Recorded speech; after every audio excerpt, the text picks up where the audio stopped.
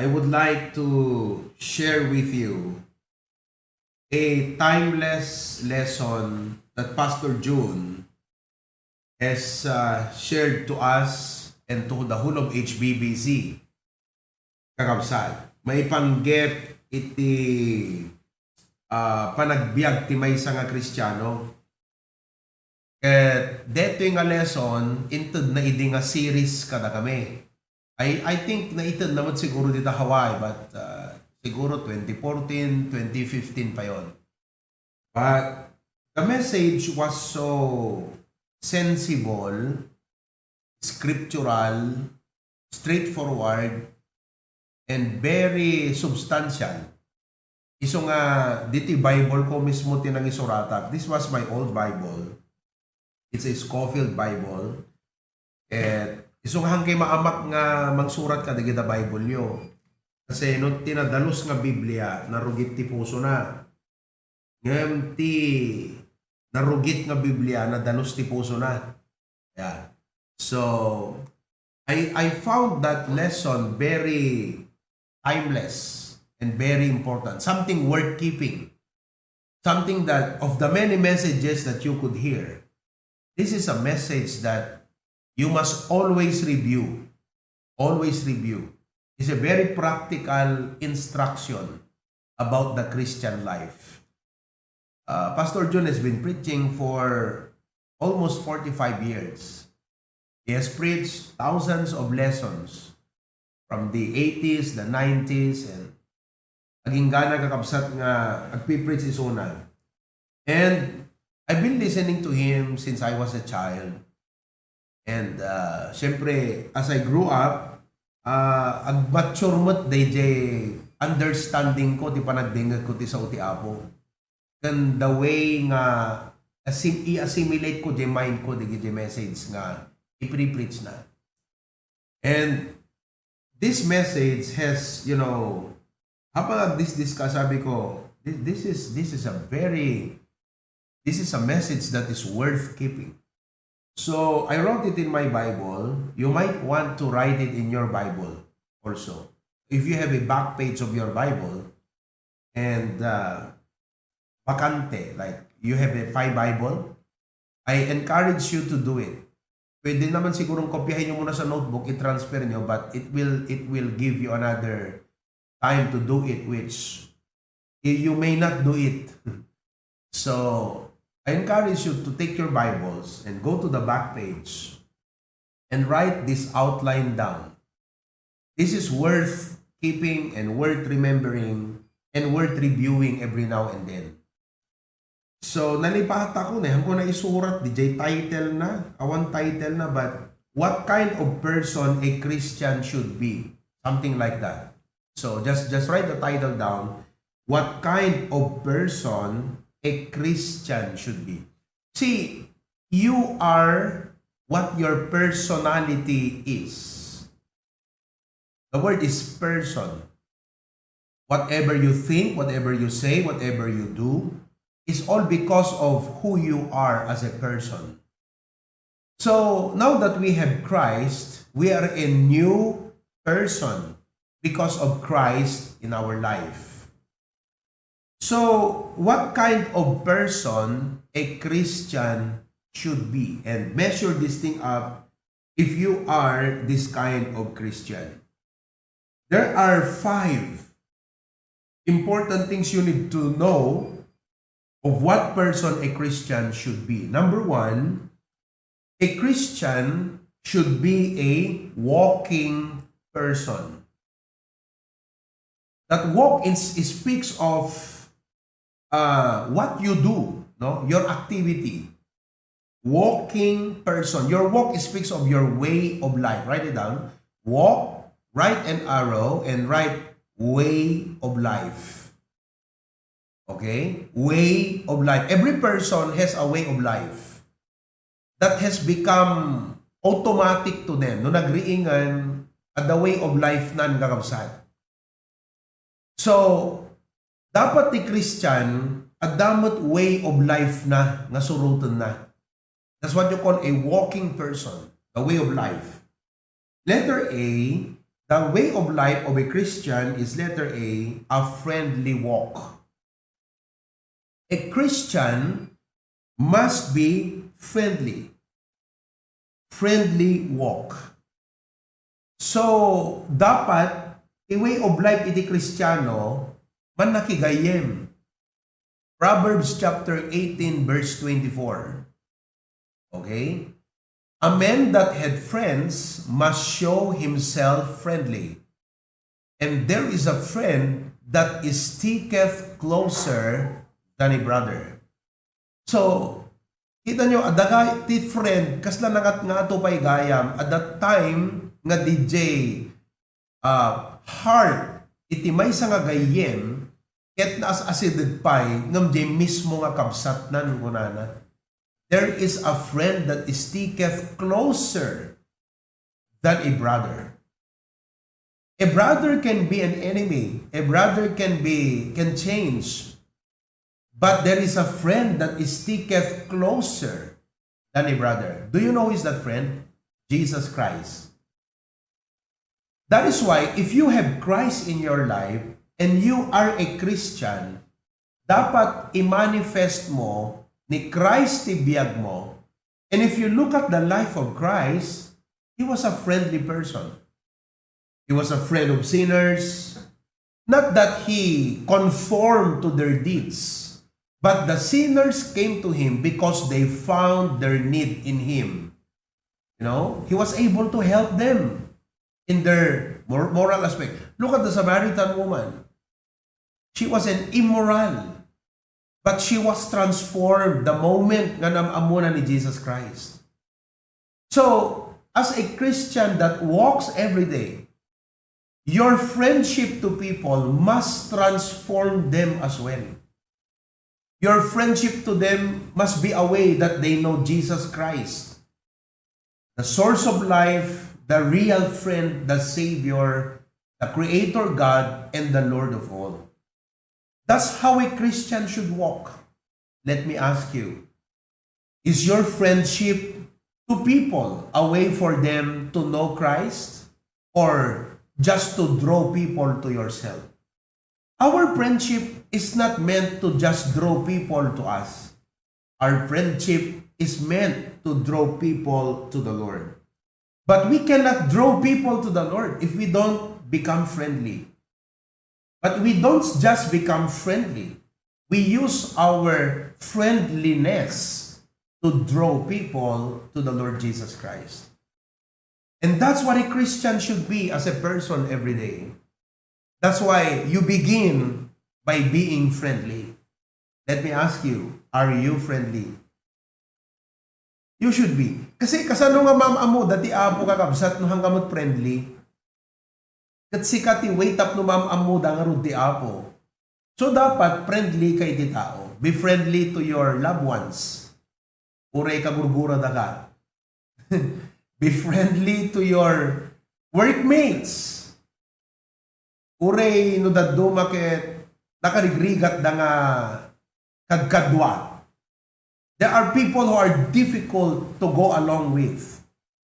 But because you are a Christian and you want people to know Jesus Christ, you deny yourself and become friendly to them. Reach out to them so that you can only bring them to the Lord Jesus Christ. The other day, adami na tayo, Jekaroba, minta barangay 7. So, you cannot bring them to Christ if you do not make friends. You call that build relationship. Kaya nagpaituludak iti sabong ti minatay.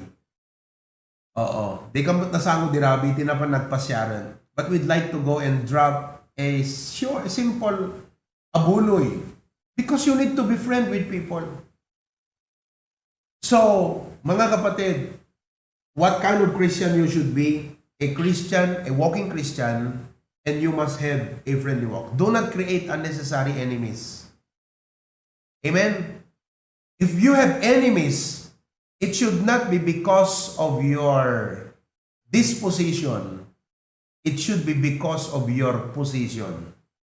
Disposition speaks of your way to deal with people. Dapat, No apay nga kagura na kati tao, han nga gaputa madit attitude mo. Kagura na ko kumati tao, gaputahan da kayat DJ stand mo no conviction mo. That's all right. If people will not like you because of your stand, that's fine.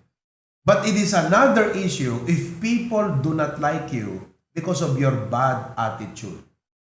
So, mga kapatid, ang una na dapat nating isaayos sa ating buhay is be a friendly person. Now, what else? Kasano pa iti dapat way of life iti Christian? Not only friendly walk, but secondly, faithful walk. Dapat iti way of life iti Kristiyano, faithful walk. Kaya't nga sa faithfulness is doing what is right. Whether people are looking at you or not, whether you feel like doing it or not, regardless of the situation, it is doing what is right. That's what it means to be faithful. That you do not change because of the situation. Nahangag balbali ti Kristiyanong gaputa, imadayo ka, dakat Hawaii. Hangag gaputa, bimak nang ka nagbalbaliw kan. No. Faithfulness is remaining constant to the Lord, to your faith, to your love, to your Christian life, to the ministry. Despite of the condition, the circumstances, and even, the financial status of your life. It's being faithful. That's the way of life of a Christian. Isong urayan nat yan nagakabsat, Christian lat tayo suna. Daman di trabaho, makiayayam man, ayan, nagay nga mahilig ti basketball, makitam lat nga Christian isuna, hanga agsaod dakes, amen, hanga makidinanog, mukha ni kat na singput Idi nga rod player ni dito kakabsat. Amazing kat hanga di pinang pa-champion niya ti Barangay 4. DJ pa nangilid na DJ kakadwa na nga umay agkararag dito kapilya. Nakita da di kina Kristiyano na kakabsat. That's faithfulness. Di ba? Sikat na sikat ni mo dito. Bacarra star player ko na. Talaga nga. Pero among the principle na he must increase, I must decrease. Iso nga, naka-mindset. So, hindi siya nadala sa kasikatan. No. Talagang Christian. Kasi kasta ti way of life ti Christian kakabsat, faithful. Faithful ka also, uray, awan makukwartam. Faithful ka, no, adumat ti makukwarta.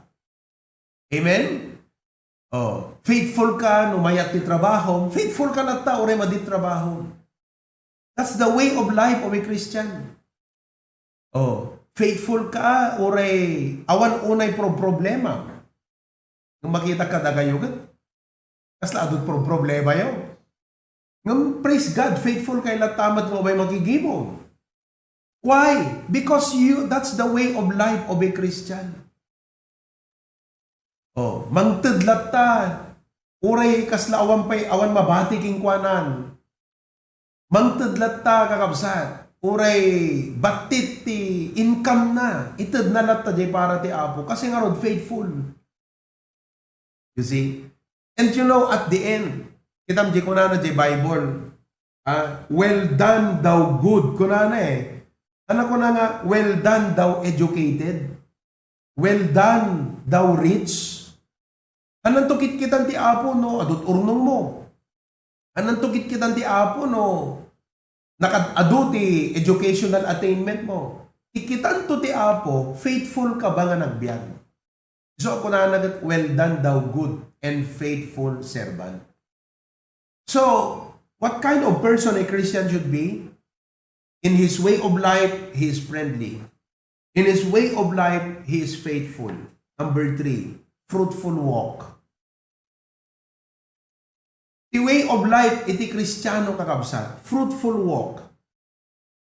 Makita nga, kingkwana kakabsat, adda iti transformation, at the improvement, iti spiritual life na kakabsat. Because that's the way of life of a Christian. Haan lang iso na nga, nagagat nga umay agaten iti gimong. No di kat makita nga ti Kristiyano, di giti mangmangeg na ti Domingo, i-apply na kakabsat iti inaldaw, iti weekdays. That's the way of life. You don't just come to hear, you come to learn. So no Christian ka nga talaga, makita nga jenangag mo ita, excited ka manan nga, adaman i-apply ko. Apay kakabsat, because that's the way of life of a Christian. Hanggang nga sumrek dito, rumor di jay. Adot kasta nga Kristiyano, iso nga, dakard amuno, di marod, amuno Kristiyano nga tangag paypay so de, ito yung saan. Kasi no pudpud no ka Kristiyano, kat you have a fruitful walk, na bunga ka eh. Di mayad adal ka, at the epekto na tabiyag mo talaga, at the pagbungaan na kakabsat, at the result, no insuro dakat giving, automatic kakabsat, i-apply na sigod. Insuro da ka iti dressing, automatic. Why? Because that's the way of life, every Christian. Fruitful walk. So, that is number one. What kind of person a Christian is? He's a walking person. His way of life is friendly. So, you start to become friendly now because you're a Christian. Live a faithful life. Anyaman ti mapasamak sa dinuman ti ayan mo. Faithful ka dapat iti apo. By the way, God is faithful. Are you faithful to Him? If you walk with God, you should be faithful and fruitful. Number two, kakabsat, may ikadwa nga, what kind of person a Christian is? Number two, he is a worshiping person. He is a worshiping person. You do not expect the unsaved to worship God. Only the Christians have the heart, the mindset to worship God. That's what Christians do. So, if the unbelievers worship God, that's exceptional because it's not expected of them. But when a Christian worship God, it's normal. So, if a Christian is not a worshiping person, there is abnormality in his life. Abnormal kan kakabsat, no hanggang worship ti Apo. Because that's what a Christian is. Amen? So, as a Christian, i-worship ngamin kakabsat. Tika na sa dito worship, nagkapot a word nga worth and ship. Okay? Worship, worth, and ship. It means kakabsat, ipagpakita no kasano how you are showing the worth of Christ in your life. That is worship. Meaning, in everything you do, you are showing the worth of Christ. Meaning, you always consider Him. You are willing to deny, you are willing to give anything, kakabsat, for the Lord. That is the idea of worship. Okay? That everything you do it for God. That is worship. Now, how does a Christian worship God? Okay? Kasi dagiti unsaved God ag worship damat ng wrong God and wrong way of worship. Yes. They worship for what they can get. That tayo kat know eh. We don't worship for what we can get. We worship because God deserves it. Ganon tayo. Now, how does a Christian worship God? Letter A, spiritually. A Christian worships God spiritually. Wala na John 4:24, they that worship God must worship Him in spirit and in truth. So you worship God in spirit. Kaya't nangasawan kakabsat, the Holy Spirit connects your heart to God. So haan nga digitay idols timang connect jay puso tay kan Apo Diyos. Dudikat jay Holy Spirit timang connect jay puso tayo kan Apo Diyos. Amen? So nga no, may katikapilya and you want to worship God in Spirit. Meaning, let the Holy Spirit connect your heart to God. Letter B, how does a Christian worship God? Scripturally. Scripturally. Okay? You worship God in truth, kuna na di Bible. In spirit and in truth. So, no worship ka kan Apo Diyos kakabsat, haan nga di kay kayat mo nga pa nag-worship. No di kat according kadayjay kuna ti Biblia. Oh, you don't worship God the way you want it. You know, many Christians, they come to church, they worship God, and they do it the way they want it. That's not worship. Han nga kastat pa nag-worship ti Christian. Di pa nag-worship ti Christian, i-conform na kadayjay guideline ti sa uti Apo. Not according to his own reasoning, not according to his own emotional outburst, not according to tradition, but according to truth. Nawatan nyo? Letter C. How does a Christian worship? Sacrificially. A Christian worships sacrificially. I will not offer unto God that which cost me nothing. Meaning to say, the Christian no ag-worship kakabsat, haan nga cheap. No ag-worship kakabsat, it will cost him. I will not offer unto God that which cost me nothing. There is no real worship if it did not involve sacrifice. So, no Christian ka, no ag-worship ka iti Apo kakabsat, ti normal nga worship ti Christian kat adala ta sacrifice na. So ano, numangtad ka ti Apo, haan nga detay, tidda ti itad mo ti Apo. There is always sacrifice. Because that's what a Christian is. If you offer to God nga tidda, you're not worshiping as a Christian. You are worshiping like a pagan. You are worshiping like an unbeliever. But if you are to worship God, it is always sacrificial. Because real worship involves sacrifice. Amen, kakabsat? Oh.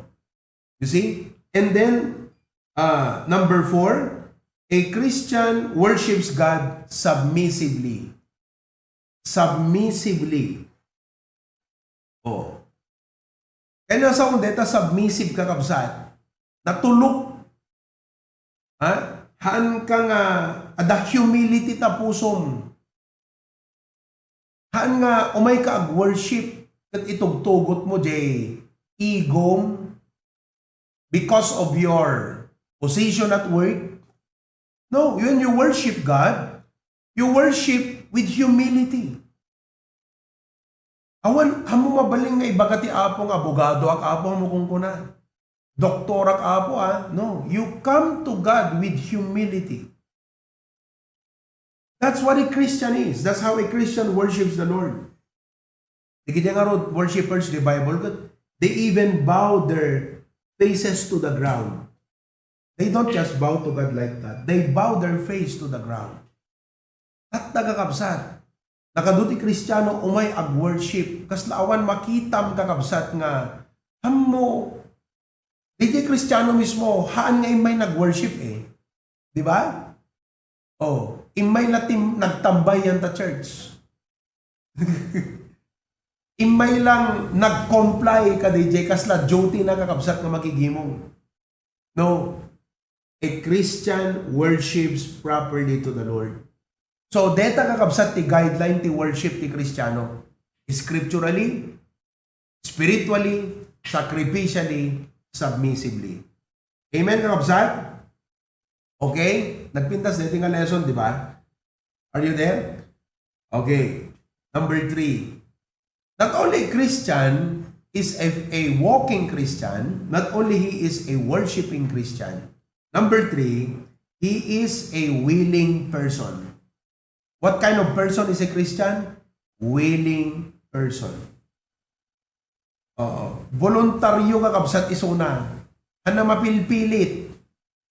No may panggap iti Apo, no may panggap iti church, no may panggap basta para ti Apo kakabsat. If Christian is a willing person. Oh, are you a willing person as a Christian? Amen?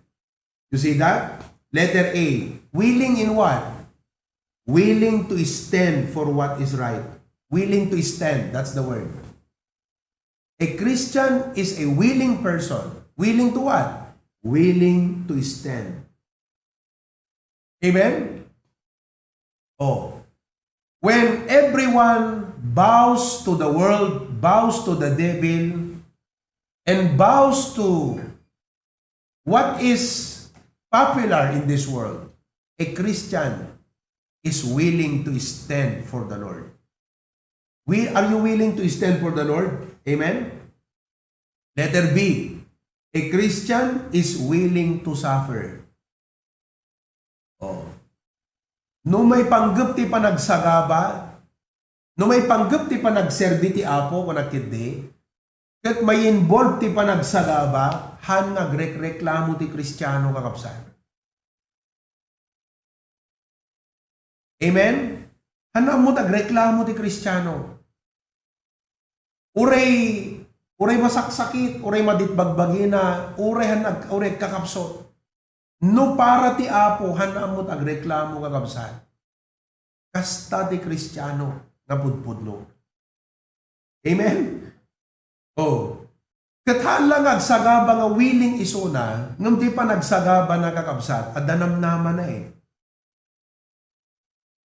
Not only patient in suffering, but hope in tribulation, kuna na ngamin di Bible kakabsat. Iso nga di Job, makita ni Job, hindi ko na di asawa na, ilunod mo nga minta, Diyos mo, kuna na, anak ko na ni Job, abay sika, kuna na, ilabom ka na po, Diyos ka tamaaw-awat mo, apay, di ka na mumuti agsagaba nga para ti Apo, eto mo ti damagan tayo, di bagbagi tayo,